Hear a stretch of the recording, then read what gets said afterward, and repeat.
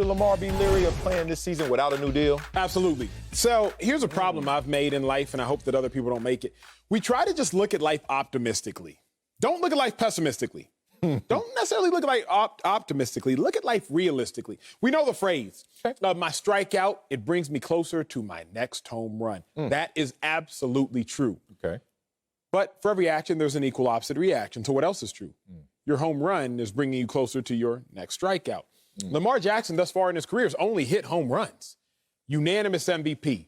Highest winning percentage through the first 38 or so games of any quarterback's career. Yeah. He's made it to the playoffs his 2 years, every year that he's taken over as a starter and been the starter. Yeah. So every time he stepped up to the plate, he's hit homers. He's hit triples. At a minimum, he's hit doubles. But what's that mean? It means he's closer to his next strikeout, unfortunately. Dak Prescott, he had not been injured the first 4 years of his career. Hadn't been injured, starts off 13-3, 9-7, 10-6, 8-8. Phenomenal, phenomenal, phenomenal. Well, Dak hasn't been injured. That's great. Only problem, there's a 100% injury ratio in the NFL. Thus, Dak Prescott had been hitting homers, but was closer to his next strikeout.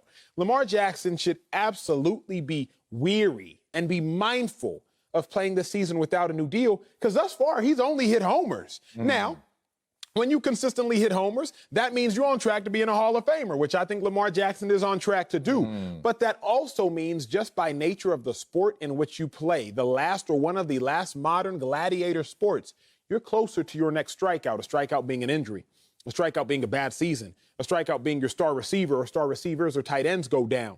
And you do not want to try to re-up after a strikeout, re-up and sign a new deal after a home. Similar take from me. I love their take. It helped me clarify my take, which is I don't think he should be leery now. Think about it. In an optimistic mindset, as you said, you're thinking of Josh Allen, right? You're thinking, like, this dude got it, and I'm as good, if not better. Actually, I am better. Got a unanimous MVP than Josh Allen. Why am I better? Because maybe not peak for peak, even though the year that you're going to use as peak for peak, 2019, here's a problem with it. Lamar Jackson didn't even finish those games. Like, when he won the MVP, it was high school MVP, where in the fourth quarter, you're talking to the cheerleaders, chilling, pads off. So it's not fair to go his career year versus Josh Allen's career year. That said, in an optimistic mindset, Josh Allen. In a pessimistic mindset, like the worst thing that could happen, it's Dak Prescott. And being pessimistic ain't all that bad, because Dak Prescott's sitting there coined up. So if you're Lamar Jackson, what you got to be scared of? If I go out there and get hurt, they're going to treat me like Dak. How they treat Dak? Oh, that was amazing. Oh, if I don't go get hurt and I keep being Lamar Jackson, what am I going to do? Get more than Josh Allen. Why be leery? Realistically, you're going to get paid regardless. Got to bring in Fox NFL analyst Bucky Brooks. So, Bucky, should Lamar be leery of playing this season without a new deal?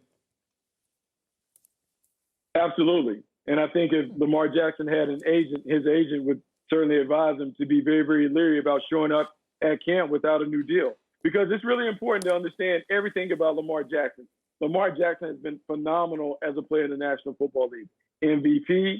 He's been to the playoffs 3 times. He has 2 1,000-yard seasons. But with that comes a little risk to the style that he plays. Let's be honest. Lamar Jackson has 2 1,000-yard seasons, but he also has 480 rushing attempts. We know how this game goes when it comes to quarterbacks that leave the pocket. It only takes one big hit. You alluded to Dak Prescott and how Dak Prescott got his point. But I still have the image of Dak Prescott laying on the turf with his ankle and his foot pointed one way and the rest of his leg pointed another way. I believe that it's imperative for Lamar Jackson to get this deal done. And for the Ravens to want to get this deal done, meaning Lamar Jackson has to put pressure on the Ravens to make him do it, because what the Ravens may be doing is kind of sitting back and rethinking their situation. Because remember, Lamar Jackson has had COVID 2 times. So that might speak to maybe his decision-making. Then, when we think about Lamar Jackson running around on the asphalt with the kids, this is a contract situation where you don't want to put yourself at risk. You're beginning to wonder a little bit about the judgment. And the thing that we can talk about, are they really all the way in on Lamar Jackson, or do they want to slow play this out? Because remember, at their disposal, 5th-year option, a couple of franchise tags. If they have any hesitation about whether Lamar Jackson can play at a high level going forward, they can slow play this and put him on that year-to-year plan that we saw the Dallas Cowboys put Dak Prescott on. Just got to be leery. He doesn't want to go that route. Yeah, look, Leary is just a little slanted to the negative too much for me. Cautious, wary due to realistic suspicion. Like, what the hell? I've been playing football my whole life. I am not injury prone, and if I get injured, you just showed me a case study where someone gets injured and still gets paid. So what am I leery over? Here's the thing, though. I can be anxious. I could be nervous, something that I expect, but there's some cause for concern because this is football. I respect that. But I'm going to equate it to like how it was growing up. Y'all remember December 24th? In my household growing up, that was the worst day of the year because it's the day before Christmas. And I'm sitting there like, I can see that my mama wrapped that bike I wanted. That Huffy is wrapped up, but I can't get to it right now. So whatever that feeling is of uneasiness right there, that anxiety, that anxiousness, yeah, because I want to just go outside and play with it, but I got to wait for it. So right now, Lamar Jackson, he's just sitting there on Santa's lap, telling him what he wants, telling him what he's wishing for. And yeah, you want to get off his lap and just get the getting. But the point is, you're going to get it. Like I knew on the 24th. The 25th, I got that bike. Ain't nothing else wrapped like that. Like, my mama can't wrap nothing else that big in that crazy shape. So the point is, just wait for it. It's coming to you. Now, if there were no Dak Prescott case study, if we didn't have that as a precedent and a recent precedent, if we had saw Dak Prescott go out there and all of a sudden he getting crumbs on the table, then I'm with y'all. Be leery. But Lamar Jackson, no matter what he does, it seems like he's going to be Gucci.